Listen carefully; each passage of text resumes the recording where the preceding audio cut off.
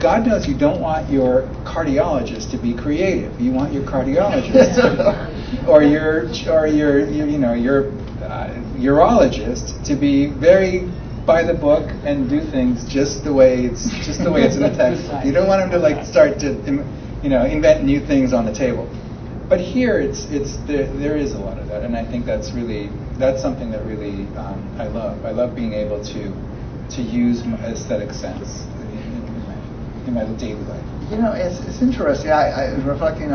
Talking to surgeons that I've spoken to. One of the things that's unique about the craft is that it's the only one where you actually outwardly can see your work.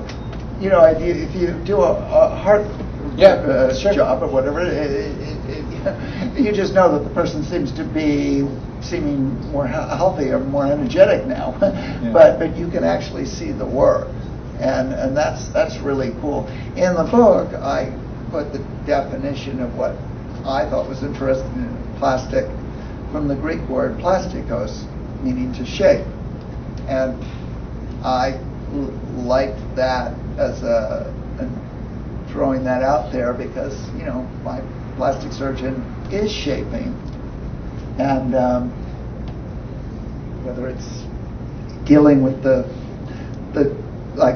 call it the quagmire that's around him, or the patients, or his sculpture.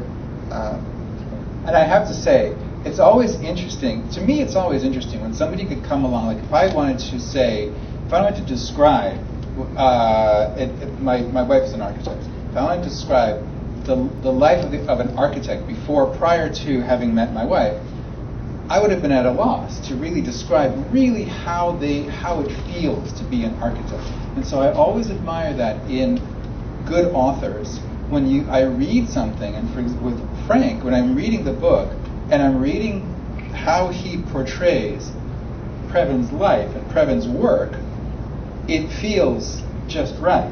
And that's not easy to do. I have to, I'm always admire that because it's something where you reach across, that kind of connection, reaching across to somebody else's world, be able to describe somebody else's world in a way that's really powerful and true that's kind of cool. So I'll take that. You did a lot of research, a lot of great research, so it's and it shows creativity to that. Yeah.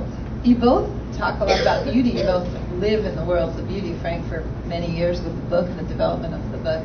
I wondered how you define it. We talked a bit about the aesthetic and what your patients fear and how you approach it. And then Frank, in the book, you have a beauty. She's a natural beauty. She's been packaged, and now that she's flawed, does her beauty have that value? Is she marketable with scars? So I thought maybe each of you could reflect on sort of where you see beauty. Who first? Either one of you. Okay. Speak. Well,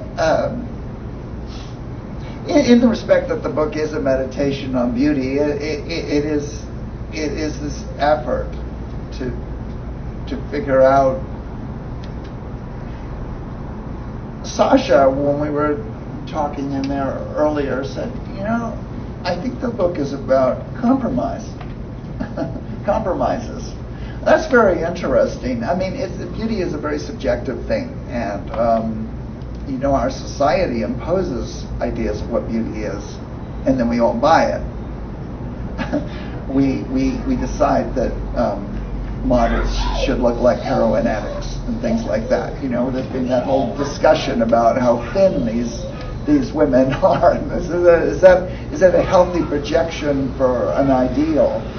But that's where we're at as a society, where media imposes or pushes these images back at us constantly, and then we start to feel like, well, that's how we should look. So I think it's a very subjective thing. Unfortunately, we're not always as subjective as we should be, and maybe that's what the book is really about.